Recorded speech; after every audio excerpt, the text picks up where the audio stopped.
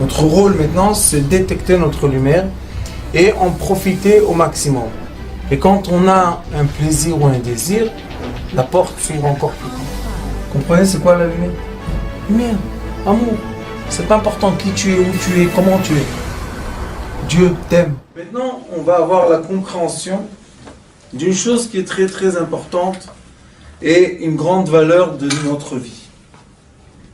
Et quand on va comprendre ce qui est écrit ici, c'est un outil qu'on peut utiliser dans notre quotidien. Qu'est-ce qu'il est écrit dans Parashat Vayera? Il est écrit Vayera elav Hashem be'elonei mamre. Dieu s'est révélé, on va parler de ça à Abraham, dans un endroit qui s'appelle Elonei mamre. Ve'hu yoshev petach ovel kechom hayom. Et Abraham était assis à l'entrée d'une tente et il faisait très chaud. Donc on va dire c'est midi. Vaïsa einav vayar. Abraham a levé ses yeux et il a vu ve'ine shlosha anashim nitzavim alav. Il voit trois personnes. Mais le mot nitzavim atem hayom, ça veut dire qu'on est l'âme émettant. Ça veut dire que ces gens-là n'étaient pas loin de lui. Ils étaient très proches. Vayar, encore une fois Vayar. Vayar atzlikratam. Pourquoi maintenant il a couru vers eux, puisqu'ils étaient devant lui? Vous comprenez la question? Mipetach haoel. Donc, il est sorti du même endroit. Vaishtachu arza. Qu'est-ce qui s'est passé? Ils se sont inclinés. Ça, c'est le pshat pashut. Ça. Et maintenant, on va regarder une profondeur et on va étudier une chose très importante. Abraham Avinu, il a écrit un livre. Il a reçu du ciel un livre qui s'appelle Sefer Yetzirah. Quand on enseigne la médecine ici à l'école, j'emmène beaucoup d'extraits de là-bas parce que c'est un livre qui enseigne l'essence de la médecine lumière très très profond et très juste aussi. Et quand on étudie le passouk d'après ce livre-là de Sefer Yetzirah, maintenant on va recevoir une autre vision totale de quoi? De ce qui est écrit ici. Ici, dans ce passouk-là, ou dans ces deux psukim, il y a tout le secret de quoi? Que la personne peut créer avec sa pensée une réalité. Chaque être humain a la force de l'imagination tellement puissante qu'on peut créer la réalité même. Où c'est écrit? Il est écrit comme ça. Vayera elav. Vayera, c'est otiot or yud. Vayera, c'est or, aleph, vervresh, yud. Donc, on a ici le mot avir. Le mot avir, c'est quoi? Oxygène. Qu'est-ce qu'il y a dans le avir? Le Zohar Kadosh dit, il y a de la lumière et de l'atome. Parce que yud, ça s'appelle golem, un atome. Le yud, c'est l'atome. Et l'atome a une lumière qui l'entoure, que c'est elle qui décide comment l'atome va se comporter. Vous comprenez ça? Il y a comme quelqu'un qui veut créer un produit. Avant de créer le produit matériellement, il y a quelqu'un qui a fait le design, le programme. Est-ce que le programme est concret? Pas encore. Il est dans la tête de quelqu'un. Il utilise un outil qui s'appelle aujourd'hui l'ordinateur, programme d'ordinateur. Après, on a le produit sur un écran. Et après, on dit, on veut voir un modèle. Il appuie. Aujourd'hui, il y a des 3D imprimantes. Et voilà, il a le modèle. Question. Il était où ce modèle au début? Dans la pensée du design. Mais celui qui a pris l'outil de l'ordinateur et a accepté d'étudier pour faire le design concret, c'est celui qui va pouvoir imprimer. Ça veut dire qu'on est obligé dans la vie d'utiliser les outils magnifiques que Kadosh Baruch Hu nous a donnés pour réussir à créer, projeter la réalité. Est-ce que la réalité dépend de moi? Oui et non. Quand est-ce que non? Quand je ne suis pas du tout dans le degré que j'arrive à imaginer et à créer de la réalité. Comme si on va poser une question. Est-ce que tout le monde est capable de faire le design de cette bouteille? Non. Ça dépend. Ceux qui ont étudié vont être capables. Ceux qui n'ont pas étudié ne vont pas être capables. Mais après, on va poser une autre question. Est-ce que la capacité existe chez tout le monde? Oui. Alors, on voit de là que la seule chose qui manque pour créer une réalité, c'est la pensée. D'accord? Comment c'est écrit ici? Vayera, d'après la Kabbalah, c'est Patach, je parle des initiales. Patach, Tsere, Kamatz. Les voyelles. Patach, c'est Chokhma. Les deux points, Tsere, c'est Bina. Et le Kamatz, comme un plus, comme ça, c'est le Keter. Donc, Abraham Avinu, quand on commence ce pasouk, il est où? Il est dans la pensée ou il est dans l'action?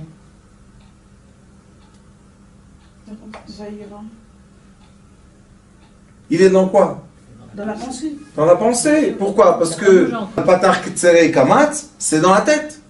Donc il est dans quoi? Dans la pensée. Qui? Il était connecté à qui?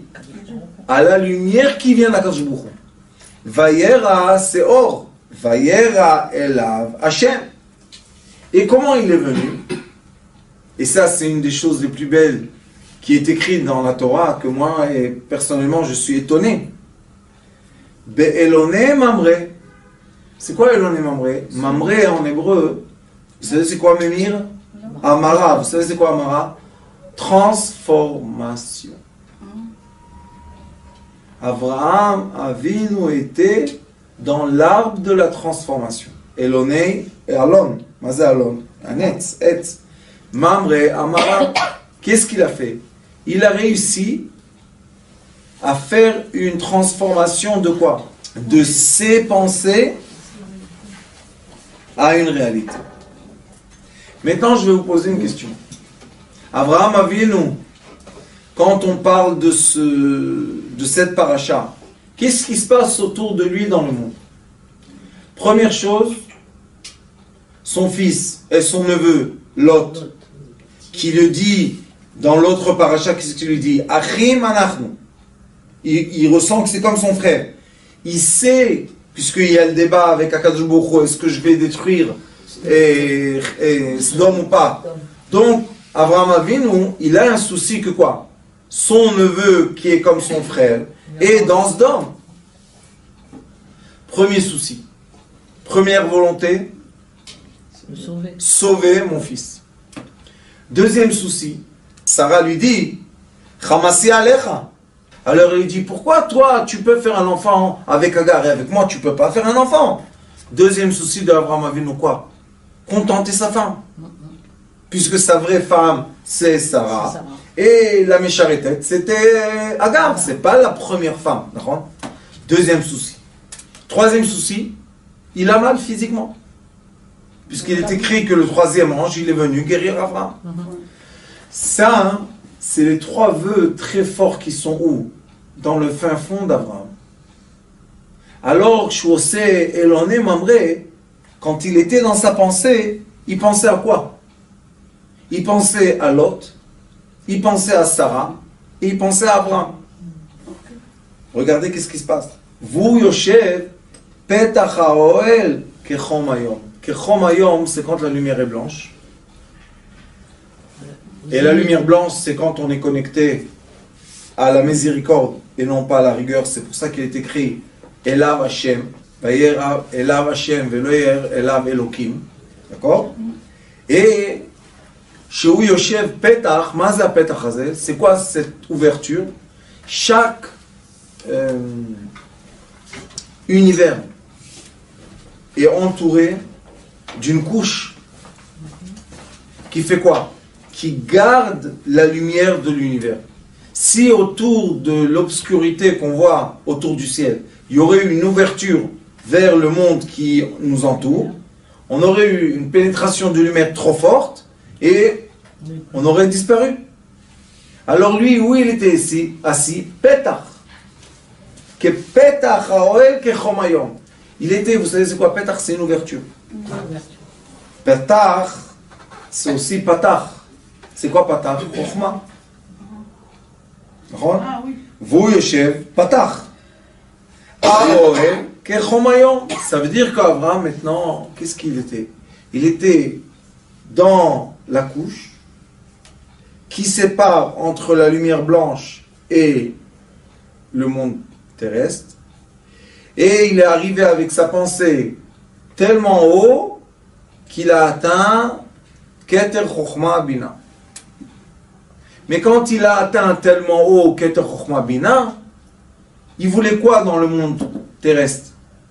Il voulait le bien de son neveu, le bien de sa femme et le bien de son corps. Regardez. Vaïssa Enav, qu'est-ce qui s'est passé? On parle tout d'un coup des yeux. Pourquoi il n'était pas écrit? Il n'était pas écrit Vayera Elav Hashem.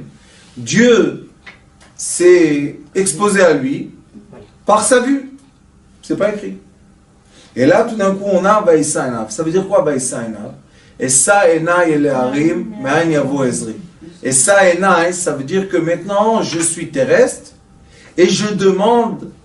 Et les Harim, Harim c'est Avot, Avot c'est Abraham, Yitzhak et Yaakov, c'est Keter Chokhma Bina. Chokhma c'est Abraham, Bina c'est Yitzhak, et Keter c'est Yaakov. Qu'est-ce qu'il est écrit? Maintenant il est écrit Vayar. Pourquoi pas Vayira? Parce que Vayar c'est encore une fois la lumière, Or Yud. Mais maintenant, c'est Patach, Shva. Patach, on a dit c'est Chokhma. Et Shva, on a dit c'est la rigueur, c'est Gvura. Elle est où la rigueur? Dans le corps humain. Qu'est-ce qui se passe avec Abraham? Il a eu une très forte volonté quand il était concentré dans la lumière blanche et il était seulement dans les imaginations. Et maintenant, il a ouvert ses yeux, donc il est dans la réalité. Et maintenant, dans la réalité, qu'est-ce qui se passe? Pourquoi 3? Pourquoi pas 2, 4, 5, 8? Parce qu'il a eu 3 volontés. Et il faut savoir, chacun de nous, que quand on demande quelque chose, on crée une ouverture de lumière qui veut, la lumière, elle veut nous donner notre désir. Elle veut. Et ça, malheureusement, le monde d'aujourd'hui a oublié que l'Éternel veut notre bien. Il veut, pas nous on veut. Lui il veut. Mais qu'est-ce qu'il est écrit dans Shir HaShirim? Shuvu elai, va shuva alechem. Montrez-moi en bas que vous êtes vraiment dans le désir. Et quand vous allez ouvrir les yeux, vous allez voir la réalité. Il y a beaucoup de gens qui disent j'ai beaucoup prié et pourquoi j'ai pas la réalité. En personne comme ça, je peux donner les réponses. Mais en généralité, je vous dis que la plupart des gens qui étaient dans l'état d'esprit de monter dans les cieux, parce qu'il faut savoir monter dans les cieux, ceux qui sont montés dans les cieux, ils ont ouvert les yeux, ils ont vu la réalité. Et même à un point qu'il y avait un film il y a quelques années, ça s'appelait Être un millionnaire. Et ils ont prouvé qu'il y a des gens dans le monde qui ont réussi à projeter avec leur pensée une volonté et ils ont obtenu la volonté. Et ils en ont fait une secte. Une secte. Parce qu'ils ont dit aux gens, venez étudier, projetez vos volontés. Mais les gens, ils n'ont pas eu le résultat. Alors qu'est-ce qu'ils leur disaient? Premier cours, 7000 shekels. Ah, t'as pas réussi? Ça veut dire que tu ne sais pas rien projeter. Deuxième séance, 6000 shekels. T'as pas réussi encore? Ça veut dire que tu ne sais pas projeter. Troisième séance, 4000 shekels. Ça, c'est bien pour faire du business. Mais la vérité, elle est où? que pour réussir à projeter, il faut réussir à imaginer un point qu'on se déconnecte du matériel. C'est pour ça qu'Avraham Avinu, on parle de quelqu'un que maintenant il a fait la Brit Mila. Qu'est-ce qu'il a fait? Il a détaché son corps de la Orla. La Orla c'est quoi? La Orla c'est le Chitzonim. C'est quoi? Qu'est-ce qu'il y a dans les Chitzonim? La crainte, la peur, la force. Alors lui, qu'est-ce qu'il a dit? Il a dit, moi, je ne travaille plus avec la force. Je vais direct à la source. Et il faut savoir que malheureusement, comme j'essaie d'éclairer beaucoup de personnes, beaucoup de gens viennent, me disent, Rav, j'ai tout essayé. Je leur dis oui. Et vous avez essayé aussi les cartes, le café, etc. Talalala. Mais on ne savait pas. Je leur dis oui. Mais vous êtes vendu votre âme.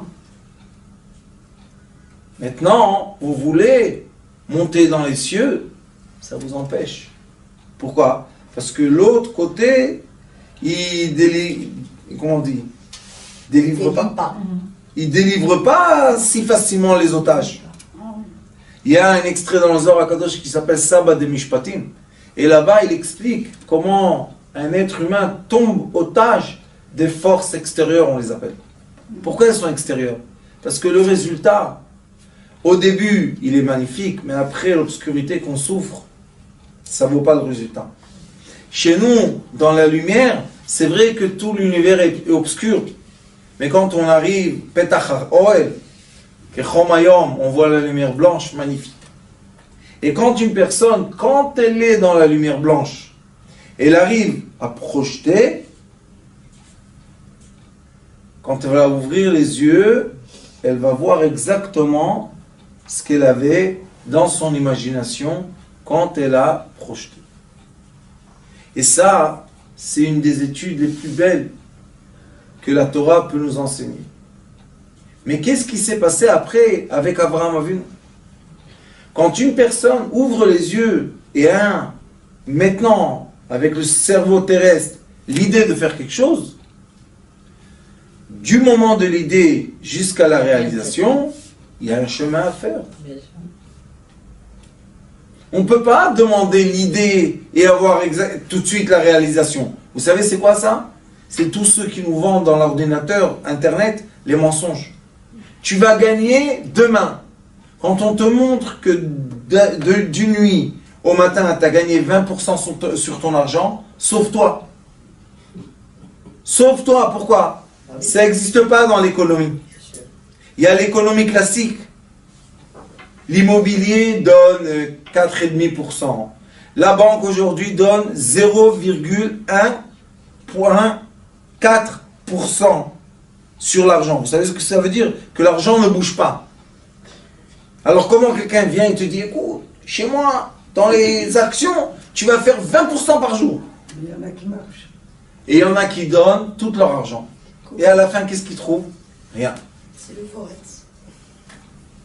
Qu'est-ce qu'il dit Avraham Avinu? Avraham Avinu, il dit, Vaïssa ena vayar. C'est vrai, j'ai ouvert mes yeux et j'ai vu les trois. Anashim, c'est quoi? Anashim, il est écrit chez Yosef. Vaïfga boish. Quand on dit ish, on dit ange. Ishim. Il y a les êtres humains, il y a Ishim et Sechlim, un ange. Quand l'ange a apparu, qu'est-ce qui va se passer maintenant? La lumière est là, elle est descendue dans ce monde, elle est obligée de se concrétiser. Pourquoi? Parce que le champ de la lumière est de se ralentir.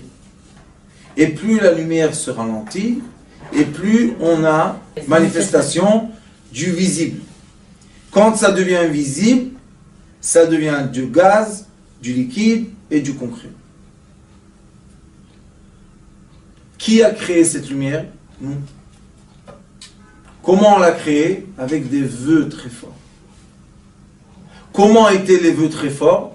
Quand on était dans une situation dans la vie qu'on a dit, je ne veux plus rien. Le matériel, tout, je veux rien. Je veux juste ça. Ah, t'as compris que je suis là, l'Éternel? T'as compris que tu donnes pas ta vie dans les mains,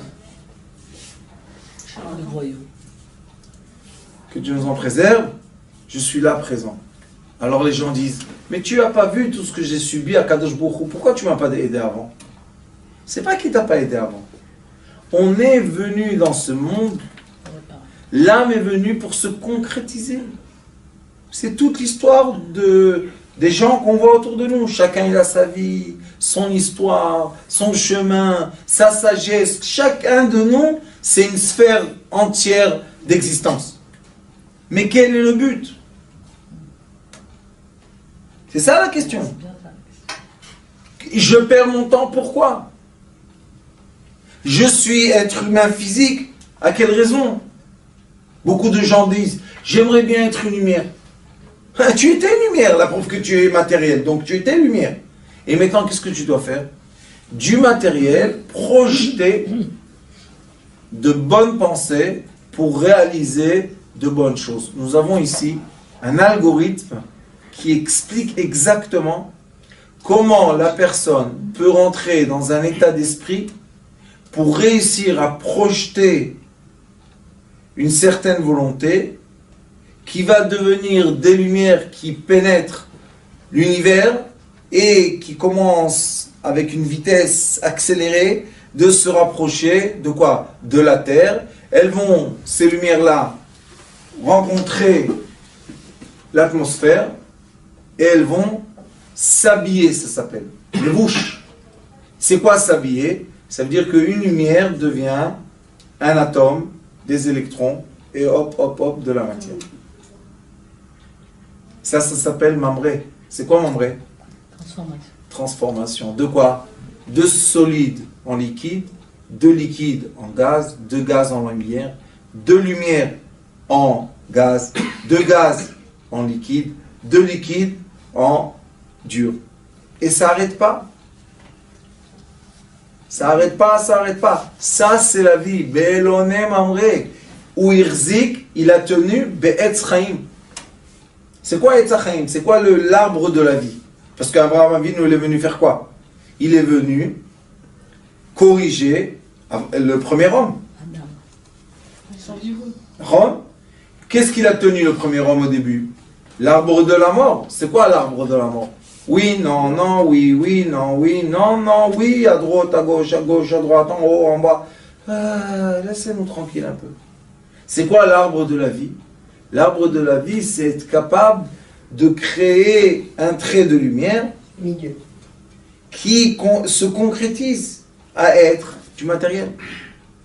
C'est pour ça qu'il est écrit chez les sages, Pirkei Avot, Ezeu Chacham, Kol mi shema'asav merubim mechokhmato. Celui qui a concrétisé plus qu'il savait. Parce que le savoir est dilaté, c'est de la lumière dilatée, mais le concret, c'est de la lumière dure. On appelle ça dans la physique la lumière froide. C'est pour ça que ma main arrive à tenir la bouteille et elle ne passe pas dedans, à travers. Et après, il y a le deuxième degré de concrétisation. C'est quoi? Vaillard. Encore une fois, Vaillard. Pourquoi 3 fois Vaillard? Une fois, ça suffit? Non.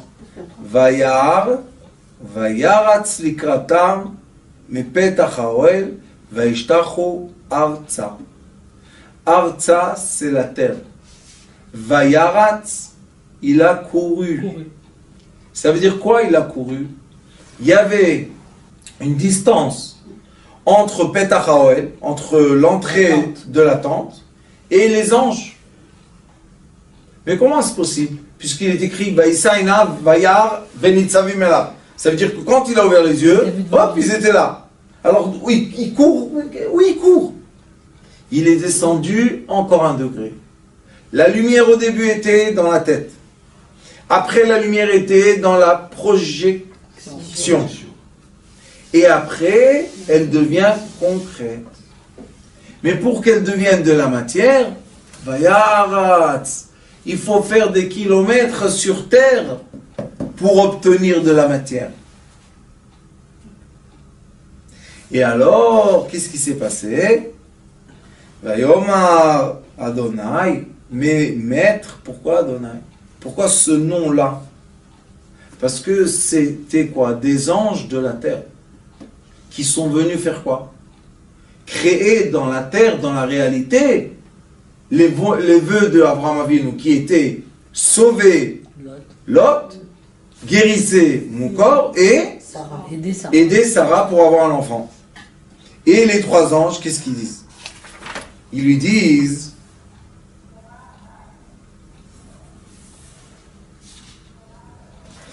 comme ça, Vayomru elav, ils lui ont dit, les anges, Hayes Sarah ishtecha, elle est où Sarah? Vayomer ine baoel. Où lui il était? Petach haoel. Où est Sarah? Dans l'oel. Vous savez qu'est-ce qu'il est écrit? Que l'atome, vous savez qu'est-ce qu'on voit? On voit une robe qui l'entoure. L'atome n'est pas ce qu'on voit. Nous on voit juste la robe de quoi? Qui est créée par les électrons qui gigotent très très très très vite, et nous on a une apparence qui nous dit voilà, tu es devant la matière du bois ou du plastique ou de l'habit. Mais c'est pas une vérité. Tout ça c'est des ondes électromagnétiques. Sauf qu'ils ont une vitesse que nous on arrive à apparaître, à dire voilà, ça existe. Mais en vrai, ça existe? Ça n'existe pas. Prenez des appareils qui savent regarder les vitesses, il n'y a rien du tout ici. Nous sommes tous dans cette chambre des ondes. Qu'est-ce qui s'est passé? Vayomer shuv ashuv elecha. L'ange lui a dit à Abraham, Kaet chaya. Maintenant, elle vit. Pourquoi? Parce qu'une femme qui n'a pas d'enfant, mais une femme qui a un enfant, on lui dit chaya. Kaet chaya veine ben Sarah ishtecha. Voilà le fils qu'elle a voulu, tu l'as reçu. Yofi. Sarah shomat akol besef. Et après, on a toute l'histoire avec Sarah et Abraham, ils ont rigolé, ils n'ont pas rigolé. Mais après, il est écrit comme ça. Ils se sont levés, les anges. Ils ont regardé Esdom. Et Abraham, il les accompagne. Est-ce que, chas v'shalom, je peux empêcher Abraham de savoir ce que je veux faire? Vous imaginez de quoi on parle? On parle que la lumière céleste blanche, elle va plus rien créer sans parler avec l'être humain terrestre qui s'est connecté à elle. Et ça s'appelle dans la Torah les Nevi'im, qui sont les prophètes, et les sages. Les sages et les Nevi'im, ils reçoivent le message céleste de ce qui va se passer dans le futur, puisqu'on connaît qu'il y a des gens qui ont inventé des choses, et une génération avant, 2 générations avant, ça c'est connu. Comment ils ont fait? Comment une personne française, en 1871, si je ne me trompe pas, invente le premier fax Panasonic? Il y a un retrait Google Patent, vous allez voir, le premier fax a été inventé par un Français en 1871. Comment? Il n'y avait pas d'électricité encore. Déjà, il explique qu'il y aura un papier qui va rentrer, ils vont dessiner dans un côté du monde, ça va passer dans l'autre côté du monde. Où tu vas? Mais il a vu. Alors maintenant, les sages du Talmud et les sages de la Kabbalah ont un débat. Quel est le débat? Qu'est-ce qu'on préfère? Savoir ou pas? Avoir le savoir d'un prophète ou avoir le savoir d'un sage? Qu'est-ce qu'on préfère? Le prophète, bonne question. Le prophète reçoit un message, il rentre dans un transe, parce qu'il reçoit la lumière qu'il n'arrive pas à supporter, et il parle. Boum. Il n'y a plus de prophète maintenant. Ah, qu'est-ce que tu viens de dire? Hein? Quoi? J'ai dit quelque chose? Mais tu étais en train de parler, qu'est-ce que tu as dit? Ça c'est prophète. Aujourd'hui, on en a plein, Goa. Ils prennent les patriotes, là, les hallucinogènes. Ils prennent... et ils sont heureux, ils embrassent les arbres. Oh, mon amour, ils tombent par terre. C'est plein de prophètes, hein. Et ils parlent des choses imaginables. Là-bas, ils font les scénarios les plus beaux de Hollywood, parce que... Et on a le sage. C'est quoi le sage? D'après la Kabbalah, le sage reçoit la lumière dans le cerveau. Il a fait passer le cerveau droit, le cerveau gauche, ça veut dire il rapte ici, du cerveau au cœur, et du cœur au cerveau. Pourquoi? Parce que le sage veut habiller le savoir qu'il a reçu en termes qu'il peut donner, partager. Ok? Le sage, c'est quelqu'un qui sait des choses, mais il va les dire avec un habit. Et l'habit, les gens comprennent. Le prophète va dire la lumière comme ça. Comme il la reçoit, il la jette. Qu'est-ce qu'on peut faire avec ça? Alors c'est mieux d'être sage alors. Oui, Bien sûr. la reine, c'est pour ça qu'il est écrit dans la halakha, Chacham adif minavi. L'âme, Im ben Adam, si un être humain va chez un sage, qu'est-ce qu'il doit faire le sage? Lui il reçoit le message pour la personne, mais il doit expliquer le processus qu'on peut donner à son prochain pour que la personne même comprenne pourquoi elle est dans l'état qu'elle est, physique, spirituel. Il faut comprendre les choses. On ne peut pas donner des gifles aux gens et leur dire c'est fini. Et surtout aujourd'hui, quand il y a tellement beaucoup de sagesse dans le monde, on est obligé d'expliquer. Et ça, c'est la source de quoi? De la médecine lumière. Être capable de se connecter à la lumière blanche qui a toutes les sources de médecine, et après expliquer le processus et atteindre l'être humain. Ça, c'est un processus entier, de l'origine jusqu'à la fin. D'accord? Alors, c'est ce qu'Abraham Avinu a fait. Abraham Avinu aya vayar elav. Il était vayera elav. Il était complètement dans la lumière blanche. Après la lumière blanche, qu'est-ce qu'il a fait? Il a absorbé dans lui. Et après, il a ouvert les yeux et il a transformé la lumière encore une fois en quoi? En réalité des sens. Et après, il a pris le corps physique pour atteindre quoi? Ce qu'il a projeté. Et à la fin, il a eu les 3 bénédictions. Lot a été sauvé. Et de Lot est sorti Mashiach ben David, Moab. Lui, il a été guéri, Baruch Hashem. Et Sarah, Kaet Sarah, elle a eu Yitzhak. Et pourquoi on l'appelle Yitzhak? Tzchok Asali Hashem. Moi, c'est Tzchok. Il y a eu une joie, rigolade. C'est quoi Tzchok? On rigole. C'est quoi rigoler? Être surpris de quoi? Que c'est vrai.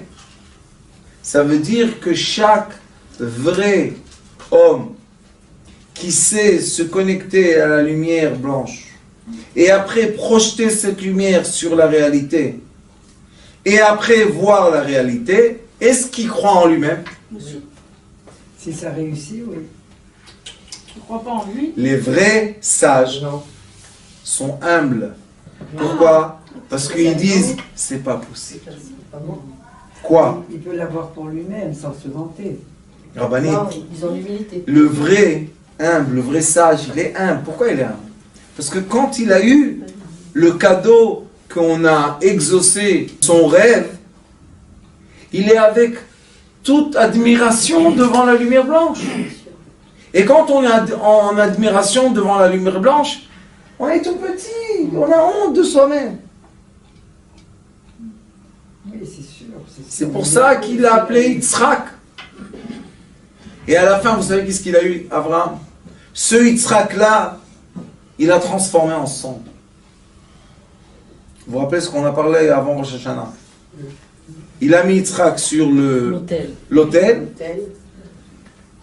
mais Yitzhak celui-là, de l'imagination lumière, de la cendre, a été créé un homme physique, que lui après en est Yaakov, que Yaakov était le premier homme, et on voit qu'il y a un déroulement de l'infini de quoi? De l'existence de l'imagination, de la création, de l'imagination, de la création, de l'imagination, de la création. Qui est le premier? Le sage. Le sage est le premier être qui arrive à imaginer tellement fort une chose qu'à la fin, elle se concrétise. Chaque être humain qui a eu la chance d'être dans le déroulement de la réalisation des pensées sait concrètement qu'il y a une grande différence entre le moment que j'ai reçu l'idée, le déroulement de l'idée, la développer dans ma pensée, et après, concrètement, la réaliser. Une personne peut imaginer un magasin d'habits très très beau. Elle peut imaginer les couleurs, la dimension, les étagères, tout. Et après on lui dit, bon, dessine. Elle dessine. Et après elle va chez un design. Il lui fait le design, il dit, oui, comme ça je veux. Et après on appelle les ouvriers. Et on leur dit, on veut comme ça. Est-ce que c'est la même couleur? Jamais. Pourquoi? On a acheté le rose, oui. Mais la lumière change la couleur. Dans ton rêve, tu ne savais pas quelle lumière tu allais mettre. Blanche, jaune, bleue, grise, rose. Combien de lumière il y a? Alors, dans ton imagination, tu avais une chambre très éclairée. Et dans la réalité, pas tellement éclairée. Maintenant, qu'est-ce qu'on fait? Ben matsui le ratsui, yesh te'om. Entre ce qui est concret et ce qui a été voulu, il y a toujours une grande vallée. Et qu'est-ce qu'il faut savoir faire?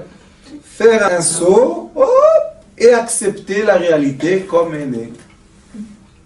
Parce que le seul qui accepte la réalité comme elle est, c'est le seul qui va profiter de ce qu'on dit, le mot réalité. Et beaucoup de sages, malheureusement, restent dans l'imagination. Et la génération n'est pas profite de. C'est dommage ça. Parce qu'il y a autour de nous plein de gens avec une grande sagesse, comme il y a dans cette chambre. Et ces gens-là, s'ils ne vont pas se réaliser et concrétiser, c'est dommage. Alors, il y a un extrait dans le Zohar Kadosh, ça s'appelle Hidrazuta. Dans le Hidrazuta, il dit que la guérison vient de la connexion de l'être petit, la petite lumière que c'est nous, avec la grande lumière qui est la lumière blanche d'Abraham Avinu. Pourquoi? Parce que tant que l'être humain se dévalorise et ne croit pas en lui-même qu'il a la sagesse d'être connecté avec la lumière blanche, qui va lui permettre de projeter, de réaliser, de projeter, de réaliser, projeter, réaliser, cet être-là est un prisonnier de quoi? De l'obscurité. Alors c'est quoi? Et c'est la maladie, et c'est la mauvaise humeur, c'est tout ce qui est négatif. Alors qu'est-ce qu'on doit faire, nous? On doit être sage, assez, à expliquer aux gens que la connexion à la réalité est possible. Il y a un très long chemin et il y a un chemin court. Le très long chemin passe par quoi? Par la logique. Mais c'est très long. Et le court chemin passe par l'amour. Par l'amour. Si tu connectes quelqu'un à un amour sans aucun échange, juste de l'amour, projeté de l'amour, et la personne ressent cet amour vrai, ça y est, elle commence à projeter, réaliser, réaliser. Qu'est-ce que ça donne? Ça c'est l'imagination, ça c'est la création, ça c'est la pensée, Ça, c'est la réalisation. Qu'est-ce que ça donne au milieu? Au milieu, il y a l'espace de, vous savez comment ça s'appelle? Réaliser sa vie. On ne vit pas les polarités. On vit les chemins d'une polarité à l'autre. C'est ça ce qui est beau. Se réaliser dans ce monde qui est tellement magnifique. C'est un monde avec plein de sens, de couleurs, de sons. C'est un monde magique. Alors pourquoi j'arrive pas à quoi? À utiliser ce monde magique, à respirer ce monde magique. Pourquoi j'arrive pas? Parce qu'on ne me permet pas de vivre la polarité de la projection et réalisation. Projeter, réaliser, projeter, réaliser. Abraham Avinu nous dit, pour être capable de faire naître un peuple entier, Abraham c'est le premier, il faut savoir projeter et accepter la réalisation. C'est comme quelqu'un qui devient directeur d'une grande usine. Au début, quand il rentre à son travail, il est sûr qu'il va tout changer. Et après, il voit, si tu as réussi à changer une petite chose, tu as fait un grand pas pour l'humanité. Hier à Tzorn, Bezrat Hashem, que nous, les enfants d'Abraham, c'est pas pour rien qu'on est les enfants d'Abraham. On a cette qualité de quoi? D'y croire. C'est une qualité d'y croire. De dire oui, je peux construire un immeuble immense, mais il y a du sable. Vous savez, il y a 60 ans, tout le Mishor Achov, tout ce qui est bord de mer d'Israël, c'était du sable. 60 ans, regardez les immeubles. On se dit à New York. Pourquoi? Parce qu'il y a eu des gens qui ont dit ici, dans le sable, eh ben, il va y avoir une ville. Comment? Il y avait du sable. Mais le sable, quand on a la vision, on peut en créer de quoi? Un être humain entier. Ou bien un peuple. Ou bien un pays. Et nous avons la chance, et nous avons la chance que un rêve d'un être est devenu une réalité.